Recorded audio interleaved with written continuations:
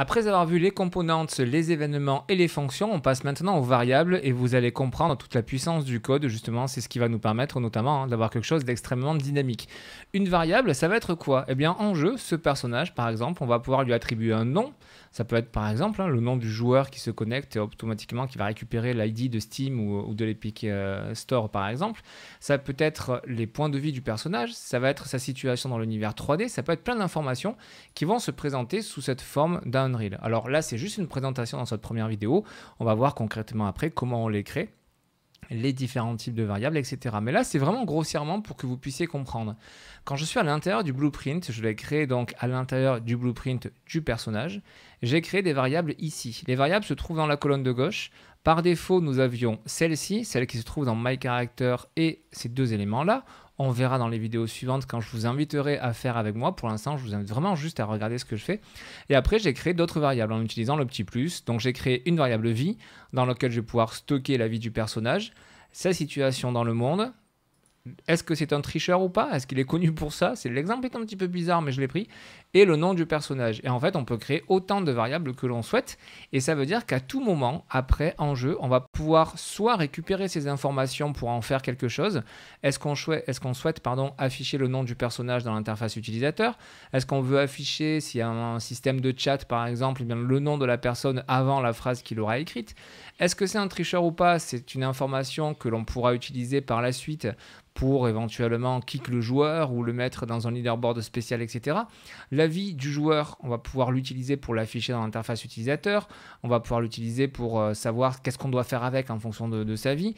Sa situation dans le monde, c'est un exemple que j'ai pris, mais c'est juste pour vous indiquer qu'on peut également stocker des informations de type location.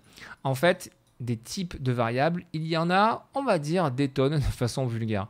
Je vous montre, je prends n'importe quelle variable ici par défaut, et dans la colonne de droite, on le verra tout à l'heure quand on va créer nos premières variables, mais si je clique sur le type de variable, regardez ce que ça me sort. Déjà, il y en a pas mal, mais on est loin de tout voir. Ici, nous avons les variables qui vont être les plus utilisées, notamment celles que j'ai prises ici.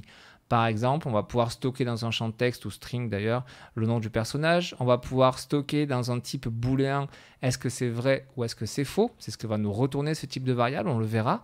D'où donc ce type de variable que j'ai pris ici. La vie, j'ai pris le code couleur ici vert que vous reconnaissez, c'est un integer, c'est-à-dire un nombre entier. J'ai décidé que mon personnage n'aura pas 2,4 points de vie, mais il aura soit 2, soit 3 points de vie. On aurait pu, si on souhaite gérer les décimales, prendre le type float en type de variable. La situation dans le monde ici, c'est un type de variable qui s'appelle vector, c'est une information vectorielle. Autrement dit, si on sélectionne cette variable et qu'on regarde là, vous voyez qu'on peut éditer cette valeur et nous avons bien x, y et z. On retrouve bien le paramètre location qui est sous ce même type de valeur avec des informations x, y et z. Comme je vous le disais, il y a beaucoup d'autres types parce que si je déplie ici, regardez dans les structures tout ce que nous avons en type de variable. Je ne vais pas les compter, vous m'excuserez. Même chose dans l'interface, etc. On a plein de variables. En fait, ce qu'il faut comprendre, c'est que dans Unreal, on peut quasiment tout passer en variable. Pourquoi est-ce qu'on peut tout passer en variable? Parce qu'en l'occurrence, n'importe quelle information, on peut en avoir besoin, on peut vouloir la stocker pour la réutiliser. Et donc du coup, n'importe quel acteur que l'on va créer, en l'occurrence là par exemple nos plateformes, eh bien cette plateforme, on peut très bien la passer en variable dans notre jeu pour pouvoir ensuite lui faire référence. C'est-à-dire on veut travailler sur elle, qui est la première plateforme qui pop dans notre jeu, et à un moment on veut la détruire. Eh bien pour faire ça, il faut bien qu'on fasse référence à elle, et du coup on peut la stocker en variable. Ça veut dire quoi? Ça veut dire que la classe qu'on a ici, le BP plateforme, si je viens là, je vais créer une nouvelle variable à la volée. Je ne vais pas changer son nom, je garde le nom par défaut. Si je viens sur le type et que je tape plateforme pour filtrer, eh bien vous voyez qu'on retrouve bien le BP plateforme avec ici une autre sélection à faire, mais ça on le verra par la suite. Et du coup en faisant ça, je viens me retrouver avec une variable qui fera référence cette fois-ci à une plateforme dans mon univers 3D. Donc ce qu'il faut retenir des variables, c'est que ça va nous permettre de stocker une valeur dans notre programme informatique.